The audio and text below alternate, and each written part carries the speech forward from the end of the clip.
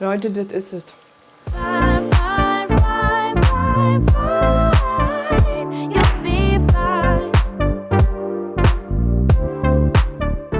Heute wird es wieder Spanisch, ole, denn wir machen uns ein paar leckere Churros und die kommen nämlich ja aus Spanien und sind aus Brandteig. Normalerweise gibt es die überall, bis auf der Kirmes, Kirchweih, Rummelplatz, wo auch immer. Schreibt mir doch mal rein, wie diese Veranstaltungen zum Jahresende so bei euch heißen. Bei uns ist die Carva. Ja, und diese Churros sind aus Brandteig, wie gesagt, der ganz schnell hergestellt ist. Da braucht man nicht einmal eine Küchenmaschine. Und zwar ein bisschen Wasser brauchen wir, 110 Gramm Mehl, 80 Gramm Butter, eine Prise Salz, 3 Eier, ganz viel Öl zum Ausbacken. Und später werden sie in ein bisschen Salz. Jetzt, Yoshi, jetzt bring mich halt nicht raus. Was willst jetzt du? Hä? Und Zucker und Zimt zum Wälzen später drin. Und da braucht ihr nicht mal eine Küchenmaschine, nur ein Töpfchen. Und da drin bereiten wir uns jetzt mal den Brandteig zu. Zuerst nehmen wir mal das Wasser und da kommt dann auch die Butter dazu und unser Salz. Und das muss man erst mal aufkochen. Rührt einfach schön um, dass nichts anbrennt. Und wenn es kurz aufgekocht hat, runter von der Platte, Platte ausmachen und dann sieben wir das Mehl ganz langsam rein und rühren so lange, bis so ein richtig schöner Klumpen entsteht. Und der löst sich dann auch irgendwann vom Topf und dann entsteht unten so eine leichte weiße Schicht. Und dann ist der Brandteig fertig. Und den stellen wir dann zur Seite, füllen ihn um in eine andere Schüssel und lassen ihn erstmal abkühlen. Der Teig ist jetzt ein bisschen abgekühlt, weil der Grund dafür ist nämlich der, wenn wir jetzt die Eier da reingeben, haben wir nämlich sonst ein Rührei. Wenn es zu heiß ist, klar, ne? Also Teig ein bisschen abkühlen lassen und da geben wir jetzt die Eier schön nach und nach rein und rühren sie unter.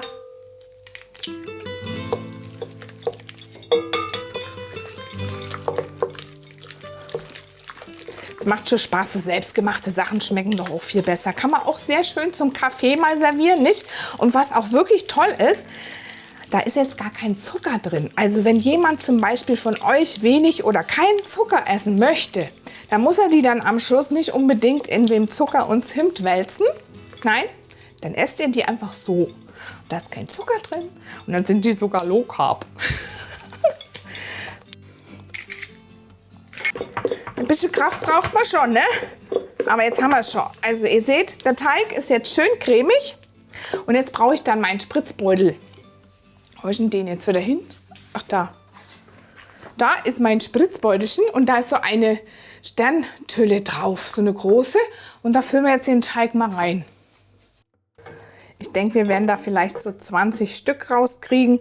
Wenn ihr natürlich ein paar mehr Gäste kriegt oder ganz, ganz viel großen Appetit habt, dann macht ihr halt die doppelte Menge vom Teig. Aber das passt auch immer so ganz gut hier in so ein Spritzbeutelchen rein von der Menge. Und dann brauche ich einen großen Topf. Und zwar nehme ich den da. Und da geben wir jetzt die 2 Liter Öl rein. Und dann geht schon los mit dem Ausbacken. Und das Öl sollte so ungefähr 170 Grad haben. Also es gibt ja die Möglichkeit, auch die in der Fritteuse zu machen. Wenn ihr die halt habt zu Hause, dann nehmt ihr die Fritteuse. Oder es gibt auch so Grillthermometer, die kann man auch mal reinhängen. Ich mache immer so den Stäbchentest, den zeige ich euch dann nochmal mit dem Holzstäbchen. Weil wenn das dann anfängt, so ein bisschen Blasen zu werfen, dann ist das Öl genau richtig. Und man muss dann auch ein bisschen gucken. Weil, wie gesagt, wenn die dann zu schwarz werden oder zu dunkel, ist auch nichts. Also nicht zu sehr aufdrehen den Herd, lieber ein bisschen zurückhaltender, dass sie schön goldbraun werden. Heiß, jetzt geht's los.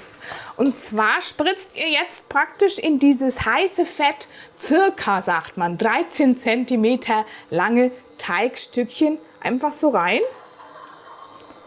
Die mache ich mir dann immer hier ab. Die kriegen dann auch mal so ein paar nette, es geht auch mal was ab, Formen wie zum Beispiel hier. Es bilden sich dann unter Umständen auch mal Schleifen.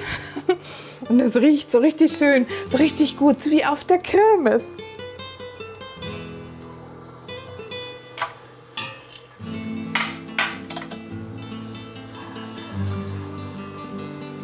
Und während die ersten jetzt so vor sich hin brutzeln, lege ich das mal hier auf die Seite. Und dann mischen wir uns dann mal unseren Zimt noch in den Zucker rein. Weil den mischen wir jetzt und dann werden die auch gleich da drin gewälzt. Ach so, ich wollte euch das ja noch zeigen, dass ihr seht, wann das Öl heiß genug ist, da habe ich immer so ein Holzstäbchen. Das ist so ein einfaches Schaschlikstäbchen. Weil wenn ich das jetzt hier reinhalte zum Beispiel, dann seht ihr auch, da gehen dann voll die Blasen hoch an diesem Holz. Und das ist genau richtig, dann das Öl heiß genug, passt und dann kann euer Backwerk dann rein. Und die kriegen jetzt hier unten schon so ein bisschen Farbe. Ich drehe es jetzt schon mal um. Schaut mal. Unser Schleifchen drehen wir um. Lasst den also ein bisschen Platz auch. Macht nicht zu viel in den Topf. Ich mache mal so 4 Stück, das reicht dann.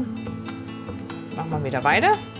Schauen wir wieder, ob wir die 13 cm hinkriegen. Aber nicht so, glaube ich. Was für ein herrlich knuspriger Duft in meinem Topf. Ich würde mir wünschen, ihr könntet es riechen. Ne? Das macht wirklich Geschmack und richtig Lust auf mehr.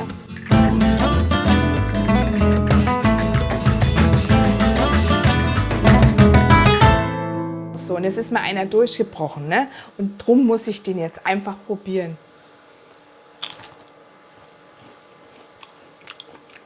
Leute, das ist es. Und jetzt schaut doch mal, wie oberlecker die ausschauen. Und hier gibt es 2 Versionen. Einmal die goldgelben und einmal die goldbraunen. Denn ich wäre nicht ich, wenn ich nicht 2 für euch vorbereitet hätte. Genau, denn normalerweise kennen wir die goldgelben aus dem Netz. Und die werden bei ungefähr 170 Grad Öltemperatur frittiert. Und dann garen die ganz langsam durch und haben so richtig schöne goldene Farbe. Wer es ein bisschen krosser mag, ein bisschen brauner, ein bisschen mehr Röstaromen, der nimmt 180 Grad Öltemperatur. Und dann sind die so, ne, so richtig knackig. Kann aber auch sein, dass die mal innen nicht so ganz durch sind. Also mit dem Öl, mit der Temperatur müsst ihr das schon dann drauf haben. Also wenn ihr mit dem Holzstäbchen nicht klarkommt, ich habe da schon ein bisschen Erfahrung, ich mache das ja öfter, besorgt euch doch so ein Thermometer. Da gibt es so Bluetooth-Thermometer auch zum Grillen. Die kann man ins Öl hängen und hat man genau die gleiche Temperatur. Also Leute, ich wünsche euch was. Hier sind noch ein paar leckere Rezepte für euch. Es hat mich riesig gefreut, dass ihr dabei wart und zugeschaut habt. Wir sehen uns die Tage. Ciao, ciao, macht's gut!